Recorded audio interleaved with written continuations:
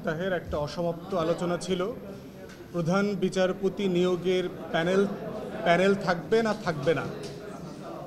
ইতিমধ্যে আমরা জানিয়েছিলাম যে বাংলাদেশে গত আওয়ামী আমলে বিচার বিভাগকে যেভাবে দলীয়করণ করা হয়েছে, সেই জায়গাতে আপনার অ্যাপেলেট ডিভিশনে যদি সবচেয়ে সিনিয়র জাজের প্রসঙ্গটা থাকে, তাহলে আগামী লম্বা সময় সেই আওয়ামী বায়াসড, অযোগ্য এবং অসৎ জাজদের যে দৌরাত্ম্যটা ছিল সেটা চলমান থাকবে।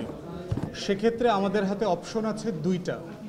একটা হচ্ছে যে এক্সক্লুসিভলি সুপারসেশন অথবা সুপারসাইড করা যাবে না এই ব্যাপারে একমত হওয়া, অথবা সুপারসিড করা যাবে এবং সেটা কতটুকু মাত্রায় করা যাবে সেই মাত্রার ব্যাপারে একমত হওয়া।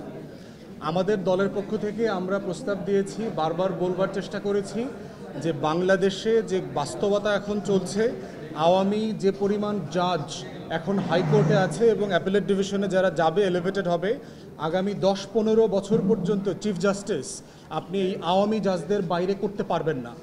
তো সেখানে যদি মোস্ট সিনিয়র জাজকে চিফ জাস্টিস করবার প্রশ্ন আসে, তাহলে বারবার আমরা আওয়ামী জুডিশিয়ারিতে ফিরে যাব এবং বিচার বিভাগের যে সংকটগুলো আমরা গত 15-16 বছর ধরে দেখেছি সেগুলো চলমান থাকবে।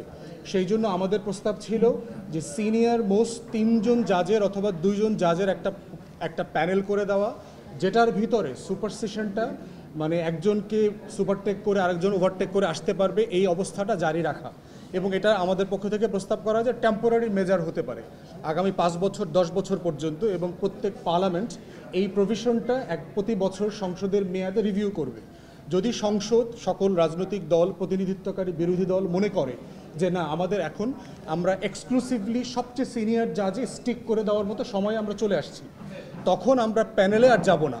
আমরা সবচেয়ে সিনিয়র জাজ, যেটা ইউরোপ আমেরিকাতে আছে, সম্মানের জায়গাতে, যোগ্যতার জায়গাতে তাতে অ্যাপয়েন্ট করা। এবং পাশাপাশি আমরা বলেছি বিচারপতি হওয়া এবং প্রধান বিচারপতি হওয়ার যোগ্যতার ব্যাপারে একটা নীতিমালাতে আসা।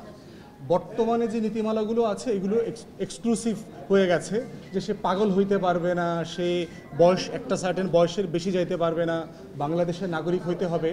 এর বাইরেও হচ্ছে আপনার ইউরোপ আমেরিকাতে চিফ জাস্টিস হওয়া অথবা জাস্টিস হওয়ার ব্যাপারে জাজ করবার ক্যাপাসিটি আছে কিনা, জুডিশিয়ারি এবং বিচার প্রশাসনকে ম্যানেজ করবার মতো যোগ্যতা আছে কিনা, এইরকম অনেকগুলো ক্রাইটেরিয়া আছে। আমরা বোধ করছি প্রধান বিচারপতি এবং বিভিন্ন ডিভিশনে বিচারপতি অ্যাপয়েন্টমেন্টের জন্য কিছু নীতিমালা বিভিন্ন দেশের অভিজ্ঞতার আলোকে আমাদের প্রণয়ন করা দরকার। এই দুইটা সম্মিলিত প্রস্তাবনা আমাদের পক্ষ থেকে ছিল। এই আলোচনাটা ইনকনক্লুসিভ, মীমাংসা হয় নাই সকালবেলা যে প্যানেল থাকবে না সবচেয়ে সিনিয়র জাজকে প্রধান বিচারপতি করা হবে, এটা মুলতবি করা হয়েছে। যিনি কমিশন মিটিং প্রিজাইড করতেছেন উনি এটা আবার অ্যাপ্রোপ্রিয়েট টাইমে ট্রিগার করবেন। দ্বিতীয় যেটা আলোচনা করে মীমাংসা হয়েছে সেটা হচ্ছে জরুরি অবস্থা। আপনারা জানেন যে সংবিধানের 141 ধারাতে রাষ্ট্রপতিকে ক্ষমতা দেওয়া হয়েছে যে তিনি বিভিন্ন ক্যাটাগরিতে, যদি যুদ্ধের সম্ভাবনা থাকে, বিদেশি কোনো শত্রু আমাদের দেশে আক্রমণ করে, আমাদের স্বাধীনতা সার্বভৌমত্ব ক্ষতিগ্রস্ত হওয়ার সম্ভাবনা থাকে, অথবা আভ্যন্তরীণ কোনো সংকট তৈরি হয়, এমন বাস্তবতাতে রাষ্ট্রপতি আপনার জরুরি অবস্থা ঘোষণা করতে পারবে। সেক্ষেত্রে এই ঘোষণাটা শুধুমাত্র অনুমোদন করবে প্রধানমন্ত্রী। গত সপ্তাহে কমিশনের পক্ষ থেকে প্রস্তাব দেওয়া হয়েছিল এই ক্ষমতাটা শুধু অনুমোদন করবার জন্য প্রধানমন্ত্রীকে না দিয়ে পুরো ক্যাবিনেটকে দেওয়া দরকার। এই প্রস্তাবের বিপক্ষে যারা মতামত দিয়েছিলেন তারা বলেছেন বাংলাদেশের সরকার কাঠামোতে প্রধানমন্ত্রীর মতামতের বাইরে ক্যাবিনেট কখনো যাবে না, এই বাস্তবতাটা বাংলাদেশে নাই। তাই ন্যূনতম বিরোধী দলের একটা মতামত এখানে নেবার ব্যবস্থা করা দরকার। আজকে সকালে আলোচনা হয়ে যেটা মীমাংসা হয়েছে, প্রধান বিরোধী দলের নেতাও এই জরুরি অবস্থা ঘোষণার প্রস্তাবকে অনুমোদন করতে হবে। সেক্ষেত্রে রাষ্ট্রপতি, পুরো ক্যাবিনেট এবং বিরোধী দলের নেতা অথবা উপনেতা যে কোনো সবাই মিলে একটা কমন জায়গাতে এসে এই অনুমোদনটা দিতে হবে জরুরি অবস্থা ঘোষণার ক্ষেত্রে। সেক্ষেত্রে আমরা বোধ করছি জরুরি অবস্থার নামে কেওয়াসকে কেন্দ্র করে ক্ষমতাকে কুক্ষিগত করবার যে বারবার চক্রান্তগুলো দেখেছি সেইটা নিয়ন্ত্রণ করা সম্ভব হবে, যেহেতু বিরোধী দলের এখানে ইনভলভমেন্ট থাকবে। এইটা হচ্ছে সকালবেলা পর্যন্ত প্রস্তাবনা, আলোচনা। লাঞ্চের ব্রেকের আগে আলোচনাটা শুরু হয়েছে তত্ত্বাবধায়ক সরকারের প্রধান উপদেষ্টা কিভাবে নিয়োগ হবে, এই প্রস্তাবনা নিয়ে আলোচনা শুরু হয়েছে। লাঞ্চ ব্রেকের পরে এই আলোচনাটা কন্টিনিউ করব এবং এরপরে বিকালবেলা আপনাদেরকে আপডেট করব। ধন্যবাদ।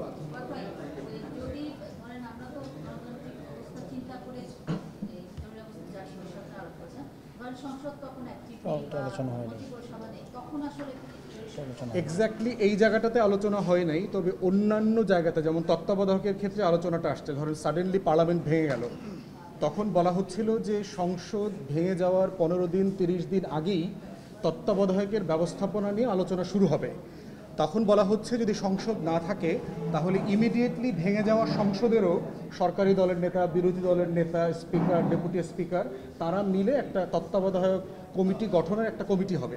অর্থাৎ এই রেশনাল থেকে আমরা যেটা ধারণা করছি এবং যেটা আলোচনাতে আনতে হবে ফিউচারে, আপনার এটা ভ্যালিড কোশ্চেন, যে ইমিডিয়েটলি ভেঙে যাওয়া সংসদের বৈধতা সংকট যদি না থেকে থাকে, ধরেন 18 নির্বাচনের মতো একটা সংসদ হয়েছে, সেরকম কোনো নির্বাচন না, একটা ইনক্লুসিভ নির্বাচন হয়েছে, বৈধতার সংকট নাই, ওই সংসদের ফরম্যাটে সরকারি দলের বিরোধী দলের নেতারা তখন বসে একই ফরম্যাটে আলোচনা করে এটা সমাধান করবে।